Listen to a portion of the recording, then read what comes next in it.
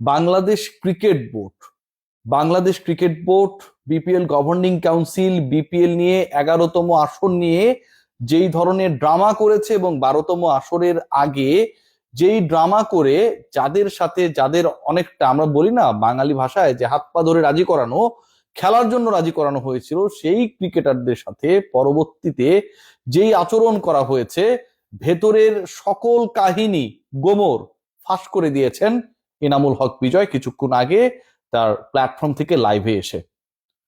যেই অভিজ্ঞতার কথা বিজয় শেয়ার করেছেন, আপনি যদি স্বাভাবিক মানুষ হন, আমার এই কন্টেন্টটা যখন শুনছেন আপনারা আটকে উঠবেন। বাংলাদেশ ক্রিকেট বোর্ডের উপর আস্থার জায়গা যদি আপনার বিন্দু মাত্র থেকে থাকে, সেটা থাকবে না। যে মানুষগুলো সুন্দর সুন্দর বক্তব্য দেয়, টক শোতে যায়, কথা বলে, তারা যে সত্যটা বলে না, সেই ব্যাপারটা আপনার কাছে পরিষ্কার হয়ে যাবে।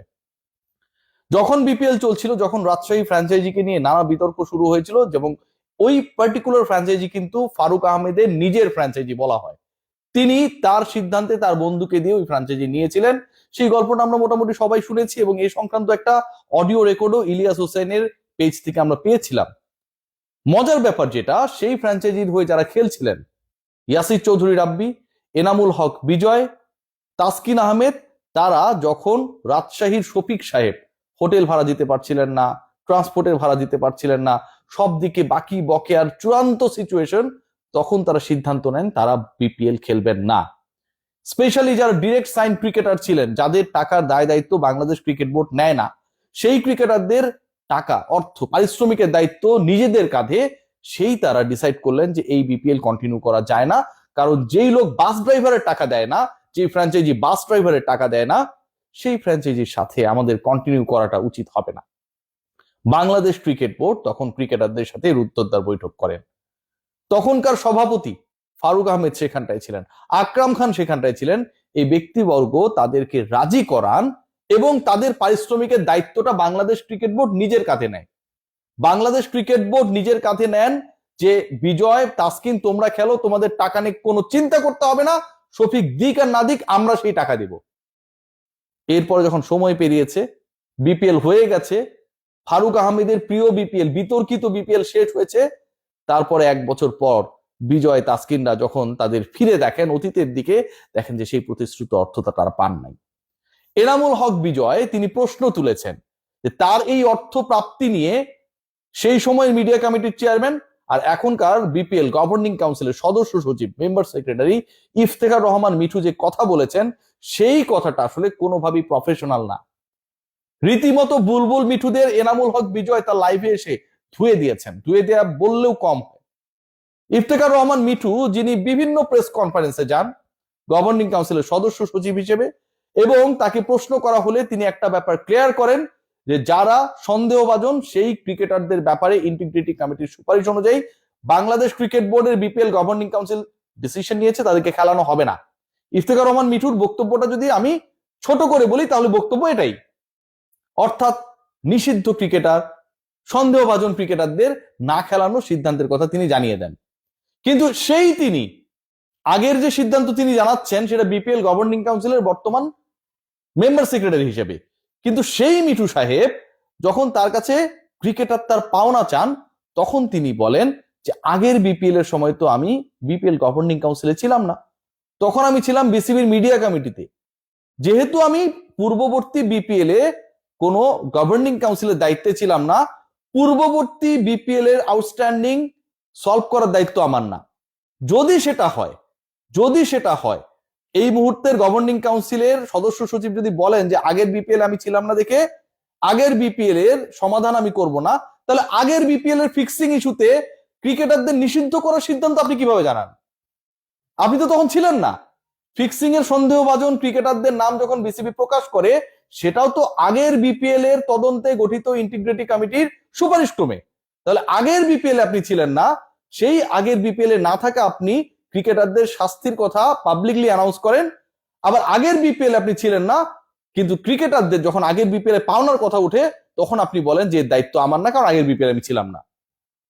এই যে কথাটা এসেছে, এই যে কথাটা আজকে এলো, আমার কাছে মনে হয় যে এটা ধুয়ে দেয়া হলেও কম হয়। বাংলাদেশ ক্রিকেট বোর্ডের কর্মকর্তাদের যে দ্বিচারিতা, তাদের যে বক্তব্য স্পষ্ট না, তারা যখন বলেন যে এই ক্রিকেটারদেরকে দোষী বলা যাবে না, তারা যখন বলেন এই ক্রিকেটারদের ফিক্সার বলা যাবে না, অপর মুখেই যখন তারা বলেন যে তাদেরকে বিপিএল খেলতে দিব না, লিস্টে থাকলেই কেন খেলতে দিতে হবে, এবং অন্য সকল লিগে তারা খেলতে পারবে, মানে অন্য সকল লিগে যারা ফিক্সিং এ সন্দেহভাজন অথবা তাদের কথা মতো যারা ফিক্সার, সেই তারা কমিটমেন্ট করেছে যে বিপিএল ছাড়া অন্য কোথাও ফিক্সিং করবে না। কোথায় পেয়েছে সেটা? একটা জায়গাও বাংলাদেশ ক্রিকেট বোর্ডের বিপিএল গভর্নিং কাউন্সিল একটা সিঙ্গেল এভিডেন্স দেখাতে পারে নাই কোন ক্রিকেটারের এগেনস্টে, কোন ক্রিকেটারের এগেনস্টে একটা সিঙ্গেল এভিডেন্স দেখাতে পারে নাই যে এই ক্রিকেটার অমুক ম্যাচে এভাবে ম্যাচটা পাঠিয়েছে। মিডিয়া যেসব ইনফরমেশন লিক হয়েছে, সকল মিডিয়া কর্মী তো আর বিপিএল গভর্নিং কাউন্সিলে জব করে না, মিডিয়া কর্মীরা তো আর আকসুতে জব করে না। সকল তথ্য বাংলাদেশ ক্রিকেট বোর্ড তার ভেতর থেকে বাইরে পাস করেছে, ক্রিকেটারদেরকে বাজেভাবে ডিফেম করেছে মিডিয়ায় তথ্য পাস করার মাধ্যমে, এবং ফাইনালি যখন তারা এই ক্রিকেটারদের ড্রাফট লিস্ট তৈরি করেছে তখন তারা কোনো এভিডেন্স দেখাতে পারে নাই।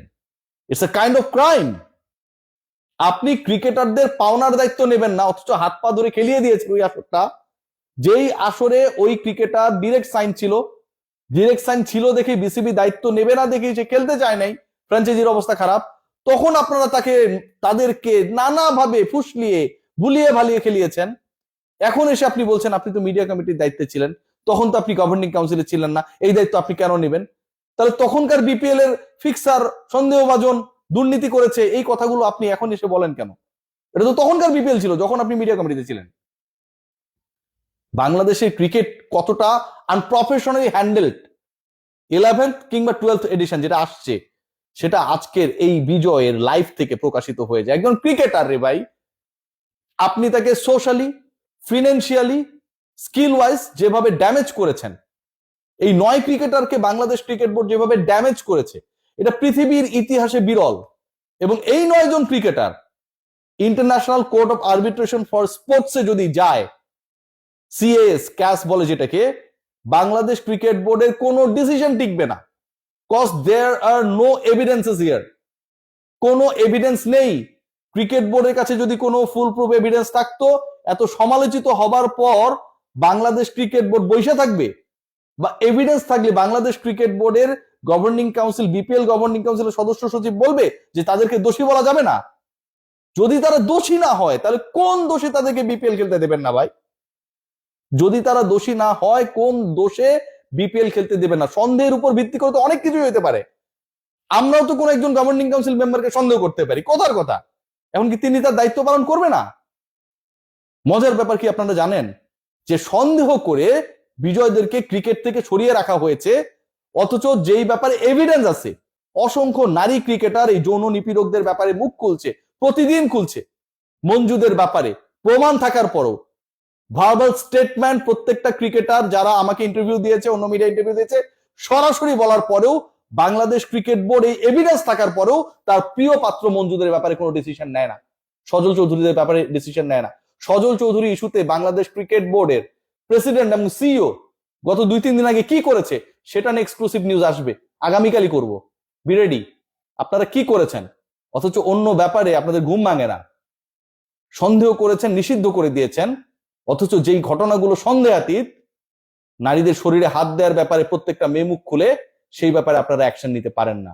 বাংলাদেশ ক্রিকেট বোর্ডের চোখ বাঁধা, হাত বাঁধা, কান সবকিছুতে যেন তুলা লাগানো, কোনো কিছুই শোনে না। অদ্ভুত এক উটের পিঠে চলছে বিসিবি। Take care.